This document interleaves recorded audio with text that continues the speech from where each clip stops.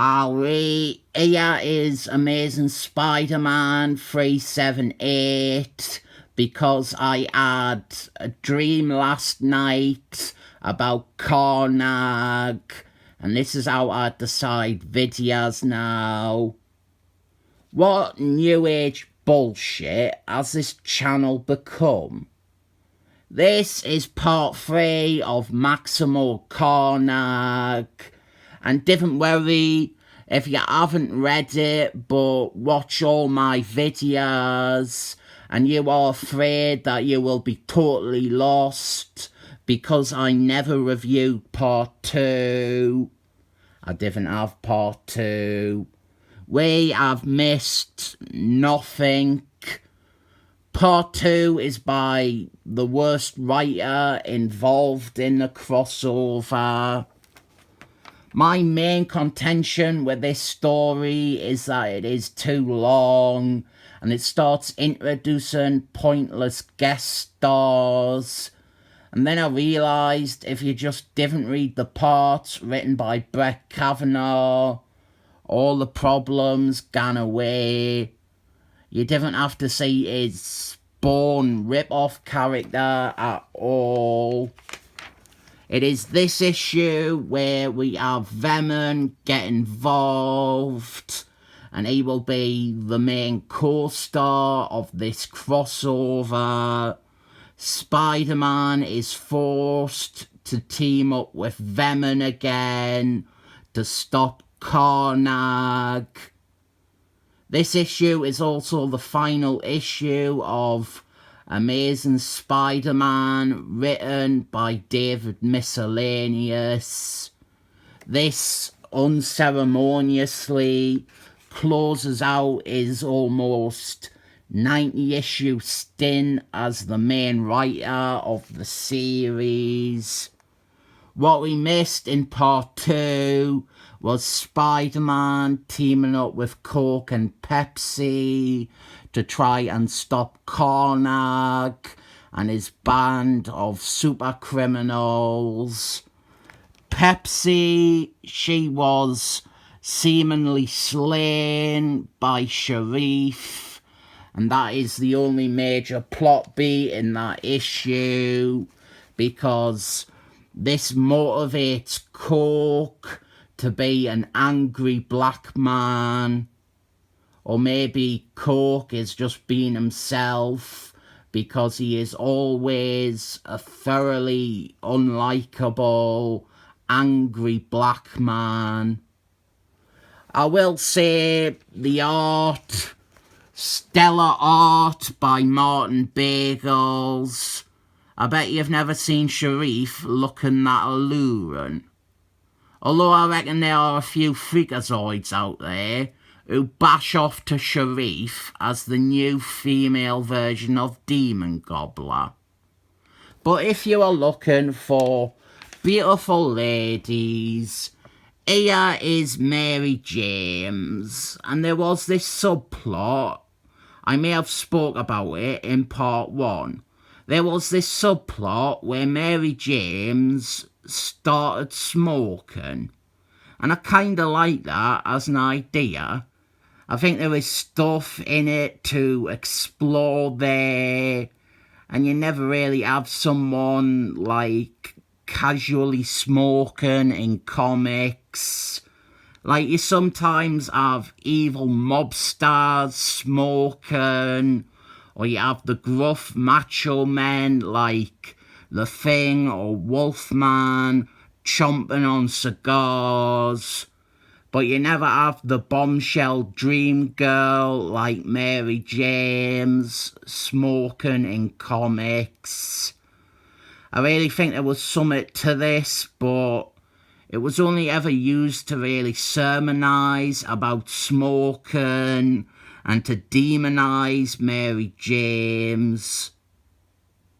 For the record, I didn't smoke. I didn't drink, I didn't take drugs. I have got the straight edge. Smoking isn't something I find attractive. I have stopped fancying girls because they smoke. There is only one person in the world who has ever made smoking seem attractive or sexual to me, and that is obviously January Jones in Mad Men.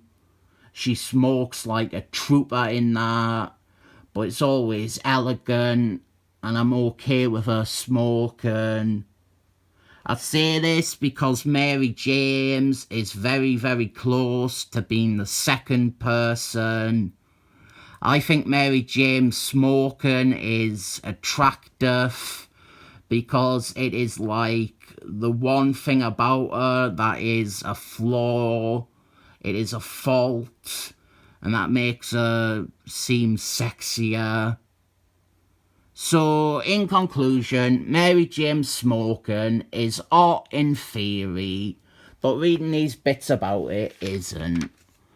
Carnage, he has teamed up with Sharif, and they have kind of adopted Double Gaga as a pet. Double Gaga was a weird character who was left over from Affinity Wars.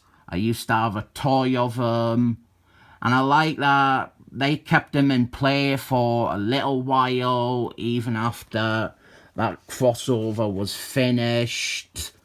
And they are gunning on a murder spree rampage across New York land, and they will soon join with some other villains. Mary James is hot though, even with a tab in her hand. And then we get to those other bad guys I mentioned, and here is one of them, Demon Gobbler. I think I am Demon Gobbler's biggest fan. Actually, all 5 of the Carnage squad in this, I like all 5 of them. There is another 90s Spider-Man bad guy who I like, who I often think would have rounded off this team nicely, but I cannot remember who it was. I might have mentioned it in part 1. I'm not going to think too hard on it because it always seems inauthentic when I go, oh, I mean Facade. It's not Facade. Facade is crap. I was talking with a channel viewer, Becky Lauver. Sorry if that actually is how I'm meant to pronounce it. But we were talking about 90s Superman and how it wasn't bad. And it's just that stupid 90s or shit mentality. And Spider-Man is another one.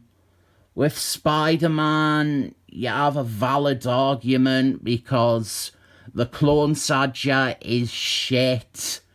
But there were a bunch of really good Spider-Man comics in the 90s, before that, or even during that. Amazing Spider-Man 400 is, pardon the pun, amazing. And like this is mostly fine. Maximo Carnage, it's dependent on who is writing or drawing the part you're reading. But as stories gone, there is some fun and even some flat out good parts of it. Spider-Man before the Clone Saga, he had some great stories. The Jim Tomata's John Buscema run on Spectator Spider-Man is phenomenal. Jim Tomata's, his issues on Amazing Spider-Man after this crossover, they are pretty good when they are not in crossover mode.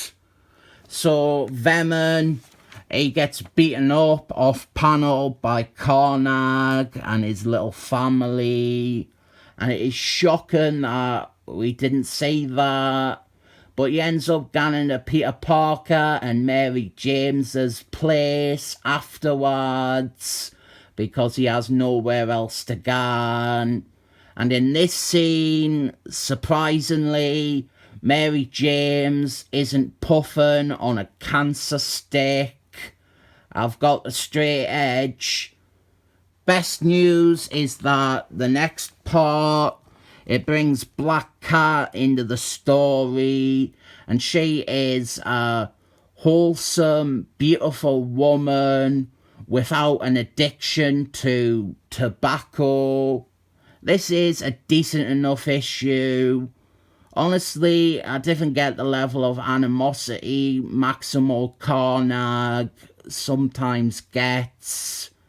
It's like all the criticisms are things that are quite minor. So I'll give part 3 a 7 thumbs up.